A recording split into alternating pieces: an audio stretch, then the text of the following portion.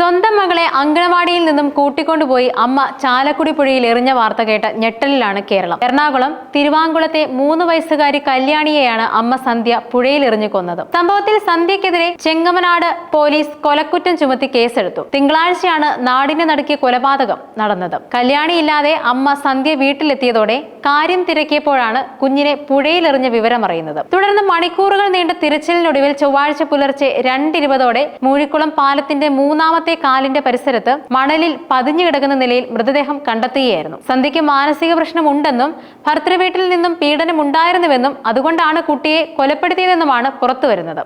ഇപ്പോൾ കൊലപാതകത്തിന്റെ കൂടുതൽ കാര്യങ്ങൾ പുറത്തു വന്നിരിക്കുകയാണ്. പോലീസ് നടത്തിയ ചോദ്യം ചെയ്യലിലാണ് സന്ധ്യ എന്തിനാണ് കുട്ടിയെ കൊലപ്പെടുത്തിയതെന്ന് വെളിപ്പെടുത്തിയിരിക്കുന്നത്. സന്ധ്യയുടെ ഭർത്താവ് സുഭാഷിന്റെ വീട്ടിൽ കൂടുതലും ആൺമക്കളാണുള്ളത്. അവിടെ പെൺകുട്ടികൾ ഇല്ലായിരുന്നു.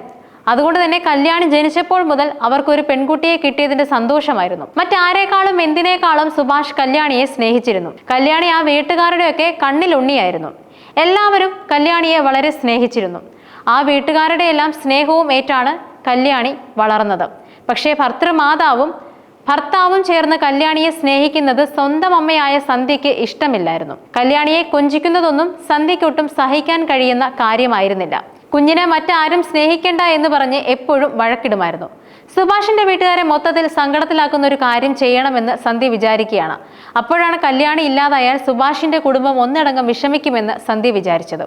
അങ്ങനെ സന്ധ്യയ്ക്ക് മാനസിക വിജയം നേടാമെന്ന് വിചാരിച്ചാണ് കുഞ്ഞിനെ കൊല്ലുന്നതിന് കാരണമായിരിക്കുന്നത്.